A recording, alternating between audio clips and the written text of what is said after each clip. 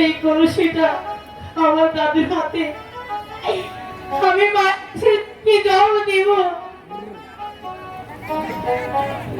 ভাই ছোটদা, মনে হয় আনন্দের ঝড়ে আমরা বড্ড একটা বিগুলোর ক্ষতি করে ফেলেছি।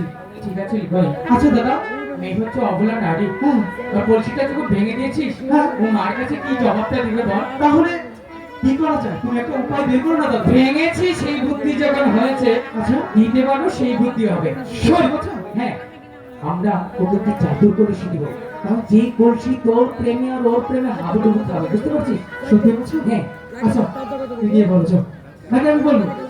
তুই কর, তুই কর। ওকে কর না, আমি করি না। বলো। যেমন তোমার মাটির কলসি ভেঙেছি, তার চেয়ে বড় একটি কলসি আমি তোমার জন্য নির্মাণ করে দেব। তুমি তুমি কিছুক্ষণ ওদিকে আড়ালিকে দাঁড়াও, আমি আর ছোটদা গিয়ে তোমার জন্য কলসি নিয়ে আসছি। ঠিক আছে, আমি তোমাদের কথা মতনই আমি সখীদের নিয়ে ওই গাছের নিচে অপেক্ষা করছি। আমি কিন্তু কলসিটা ছাড়া আমি মায়ের কাছে যেতে পারবো না।